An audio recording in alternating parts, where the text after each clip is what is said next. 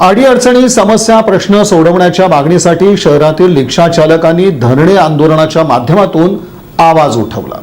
वाहतूक संघटना संयुक्त महासंघ महाराष्ट्र राज्य यांच्या वतीनं ऑटो चालकांच्या विविध प्रलंबित मागण्यांसाठी एक दिवसीय लाक्षणिक धरणे आंदोलन करण्यात आलं। या आंदोलनाद्वारे चालकांच्या समस्यांकडे शासनाचं लक्ष वेधण्यात आलं। वाहतूक संघटना संयुक्त महासंघानं मांडलेल्या प्रमुख मागण्यांमध्ये ऑटो एलपीजीचे दर कमी करणं, सर्व ऑटो एलपीजी पंप नियमितपणे सुरू ठेवणं, कल्याणकारी मंडळाची सभासद फी कमी करणं आणि सर्व चालकांच्या कल्याणकारी मंडळात समावेश करणं, तसंच प्रत्येक चालकाला वर्षातून एक गणवेश देण्यात यावा आणि चालकांच्या विविध प्रलंबित प्रश्नांवर तात्काळ निर्णय घेण्यात यावा, अन्यथा वाहतूक संघटना संयुक्त महासंघातर्फे आगामी काळात तीव्र आंदोलन छेडण्यात येईल असा इशारा देण्यात आला।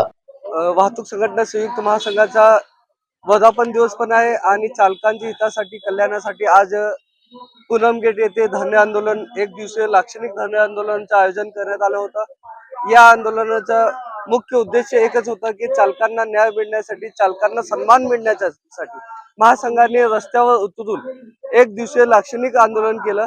याचे मूळ मुद्दे होते की चालकांना चालक कल्याणकारी मंडळामध्ये मात्र ₹1 फी प्रमाणे सभासद नोंदणी झाली पाहिजे। त्याचबरोबर एलपीजी दर जे 42 रुपये होते आज 100 पेक्षा जास्त झालेले, एलपीजी दर कमी झाले पाहिजे। त्याचबरोबर सर्व 10 चे 10 एलपीजी पंप नियमितपणे चालू झाले पाहिजे आणि त्याचबरोबर सर्व चालकांना कल्याणकारी मंडळाच्या माध्यमातून किमान वर्षात एक गणवेश कल्याणकारी मंडळाच्या माध्यमातून मिळाला पाहिजे। त्याचबरोबर थर्ड पार्टी इन्शुरन्स जे वाहन चालकांना लागू आहे ते थर्ड पार्टी इन्शुरन्स कल्याणकारी मंडळातर्फे मिळायला पाहिजे। त्याचबरोबर सर्व चालकांना कल्याणकारी मंडळ योजनेमध्ये समाविष्ट करण्यात यावं। तसेच या कल्याणकारी मंडळामध्ये जे विविध योजना आहे ते योजना तात्काळ लागू करण्यात यावं, असे विविध योजनांच्या विविध मागण्यांचा प्रश्न घेऊन वाहतूक संघटना संयुक्त महासंघाने आज रस्त्यावर उतरून लाक्षणिक एक दिवसीय आंदोलन संपन्न केलं। मी सर्व चालक बांधवांचे, सर्व पदाधिकाऱ्यांचे मनपूर्वक आभार व्यक्त करतो की त्यांनी आमच्यावर विश्वास दाखवून आज येत्या मोठ्या संख्येने उपस्थित राहिले आणि सरकारला एक जाग आणण्याचा प्रयत्न महासंघाने केलेला आहे।